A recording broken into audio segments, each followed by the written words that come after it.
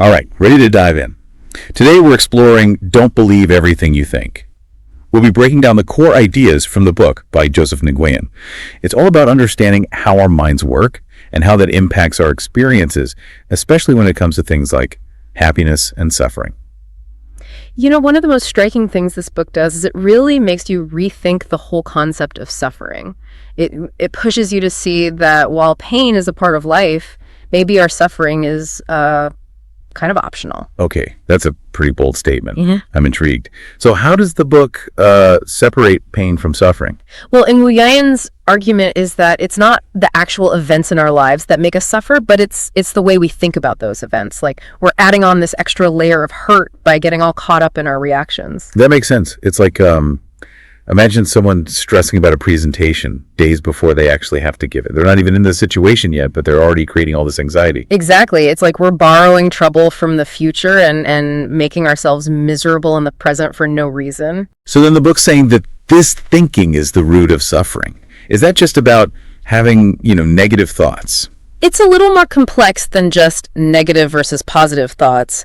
Nguyen really emphasizes that it's not simply having thoughts. It's the act of thinking itself.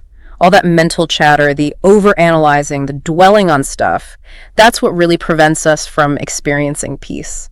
So it's not that we need to stop having thoughts altogether, but it's more about becoming aware of how we engage with those thoughts. Exactly. It's realizing that thoughts are just thoughts. They're not necessarily facts or truths. We have a choice about whether we buy into them or just let them pass by. That reminds me of that analogy in the book about the murky water. Oh, yeah, the dirty water. It's so simple, but so powerful, right? If you have a glass of muddy water, you don't keep stirring it up. You let it settle and the dirt sinks to the bottom, the water clears up. Our minds are like that too. If we stop churning up all those thoughts, peace and clarity naturally emerge. Okay, I like that. So that leads to this kind of counterintuitive idea, right? That we thrive not when our minds are racing, but when we're in this state of what Nguyen calls non-thinking. It does seem a little backwards at first, doesn't it? But the book makes a strong case that our most creative, insightful, joyful moments happen when we're not trying so hard to think. It's about getting into that flow state where things seem to unfold effortlessly. So what does non-thinking actually feel like? Is this like some Zen master thing? It might sound mystical, but we all experience non-thinking in our own ways. Think about when you're lost in something you love, like painting or maybe a deep conversation with a close friend. In those moments, your mind isn't racing, you're just fully present. Yeah, okay, I can see that. And this non-thinking isn't just for fun stuff either. The book argues it even applies to work and goals.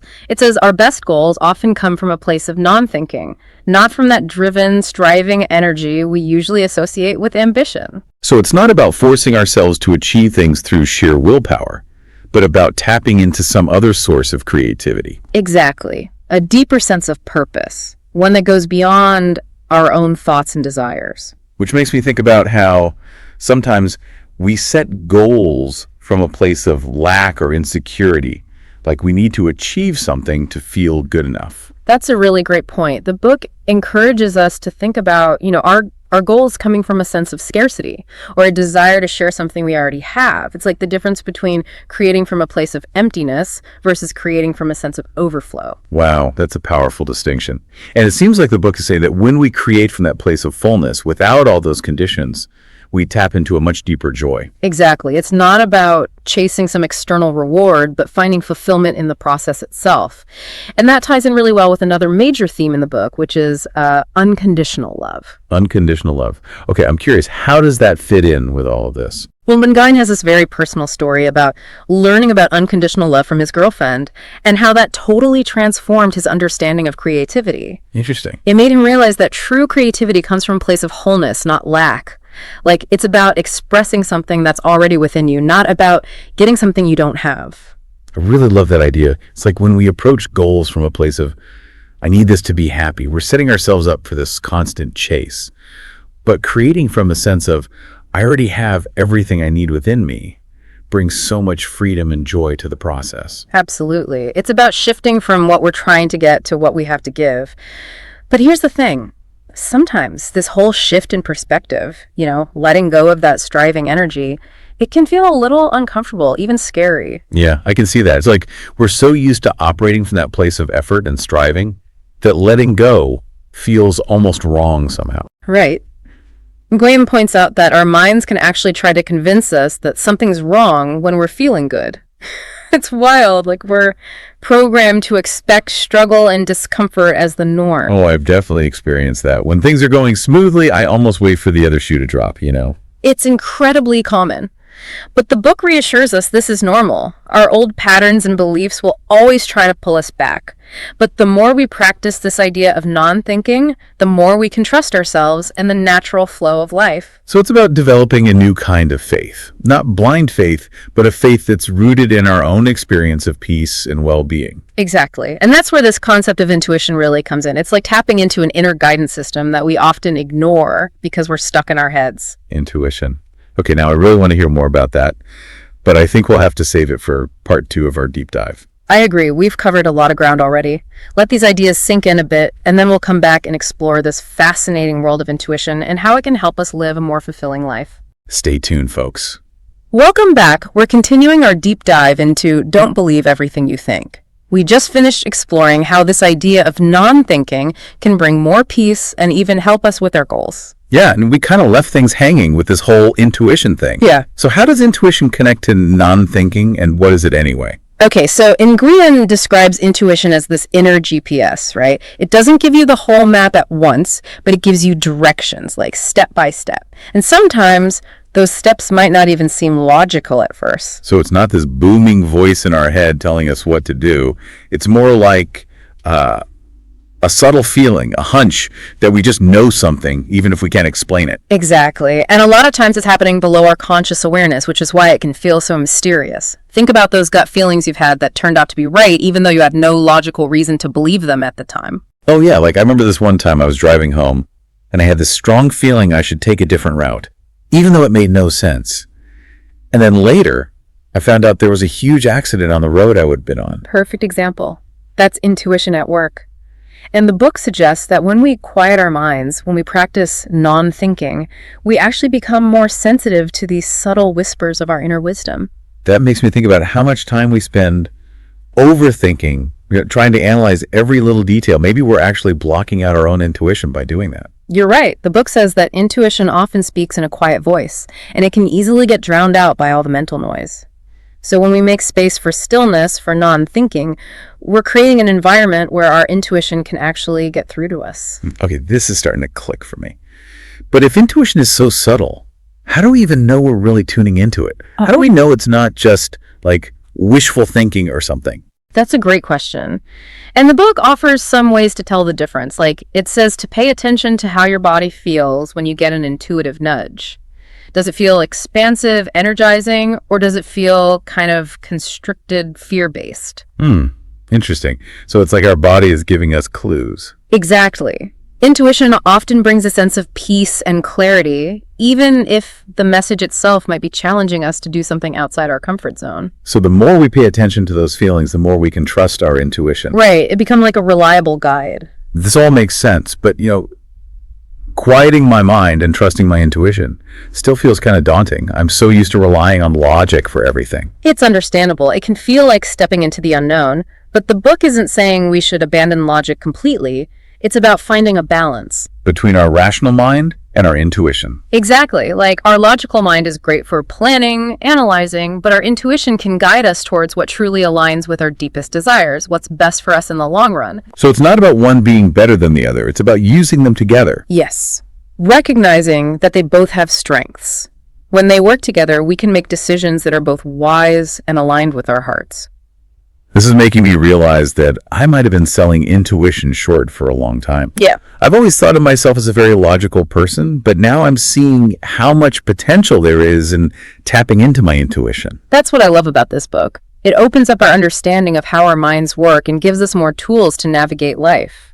And speaking of tools, the book talks about creating space for aha moments, those times when the insights just pop into our heads seemingly out of nowhere. I know that really resonated with you. It did. It's this reminder that sometimes the best way to solve a problem or have a creative breakthrough isn't by forcing our minds to work harder, but by stepping back, creating space for inspiration to come to us. So instead of trying to force the answer, we need to trust that it will come when it's ready. Yes. And there's this Zen story in the book about a teacup. Have you heard it?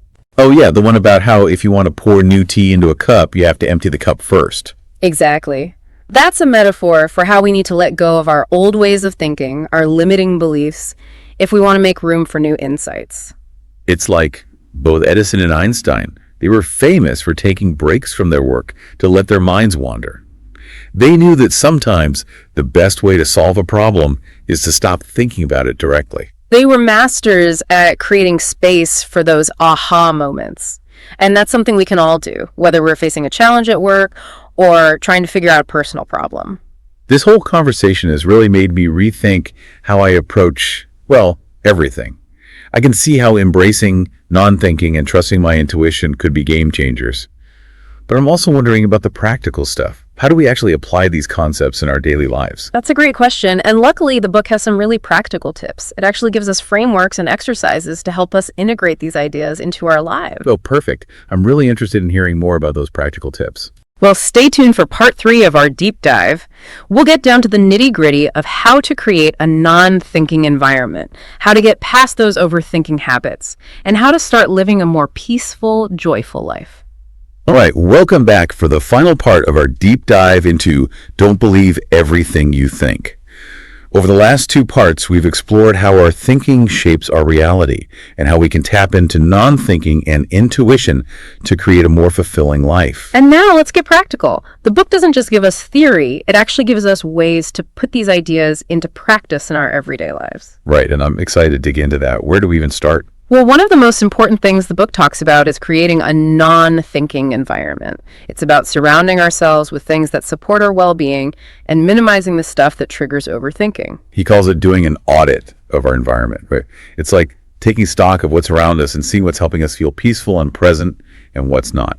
Exactly. And he breaks it down into a few categories: physical health, physical environment, our digital environment, and how much we're consuming digitally. So like under physical health, we might notice that certain foods, like too much sugar or caffeine, make us feel more anxious or edgy. Right. Or maybe under physical environment, we realize that clutter or constant noise makes it hard to relax and focus. And I guess with all the technology around us these days, digital consumption is a big one too. Like if we spend hours on social media or watching the news, it's no wonder we feel drained and overwhelmed. Exactly. Once we see those patterns, we can make conscious choices about how we spend our time and what we surround ourselves with. So it might mean setting some boundaries around social media, creating a more calming physical space, or maybe making an effort to get out in nature more. Right. It's about finding things that promote non-thinking and a sense of peace, like spending time outdoors, listening to calming music, maybe practicing meditation or yoga. Or doing some kind of creative activity that allows us to get lost in the flow. Exactly. And this idea of a non-thinking environment applies to our work too, which, let's be honest, can be a huge source of stress and overthinking for a lot of us. For sure. And the book suggests creating 2 lists, one for work tasks that drain our energy and one for tasks that energize us. It's about becoming aware of which activities make us feel depleted and which ones light us up. And then, as much as possible, trying to focus on the work that feels more aligned with our passions and strengths. I love that idea, but it's not always easy to make those shifts, especially when it comes to our jobs. That's true. But even small changes can have a big impact. And the book has a similar framework for dealing with those habits and behaviors that we know aren't good for us, but we do them anyway. You know, the ones that keep us stuck and sabotage our happiness. Oh yeah, we all have those. So how do we deal with them? Well, he suggests a 3-step process. First, become aware of the habit. Then, try to understand the beliefs and thoughts that drive it. And finally, make a conscious choice to change it. He also recommends asking ourselves some really insightful questions like, what am I feeling right before I do this? What am I thinking? What do I believe will happen if I don't do this? Right. It's all about bringing those unconscious patterns into our awareness so we can start making different choices. And through all of this, Nguyen is really big on self-compassion. He reminds us over and over that it's not about beating ourselves up for our mistakes or bad habits. Yeah, it's more about acknowledging them with kindness and understanding. And then making a conscious choice to move forward. We're all human. We're all going to mess up sometimes. The key is to learn from those experiences and keep moving in the direction that feels good to us. I'm really struck by how much this book is about letting go. letting go of limiting beliefs, letting go of the need to control everything, letting go of our attachment to specific outcomes. Beautifully said. And it's in that letting go, in that space of non-thinking, that true peace and joy can emerge. This book gives us such a practical path to creating a more fulfilling and meaningful life. It reminds us that peace, love, and joy aren't things we have to earn or achieve. They're already there, waiting for us when we quiet the mind and connect with that deeper wisdom within. And on that note, we've reached the end of our deep dive. I hope our listeners found this exploration as insightful as we did. We encourage you to keep exploring these ideas, see how they resonate with your own experience. Remember, you are not your thoughts. You are something far greater. Thanks for joining us. Until next time, keep questioning, keep exploring, keep diving deep.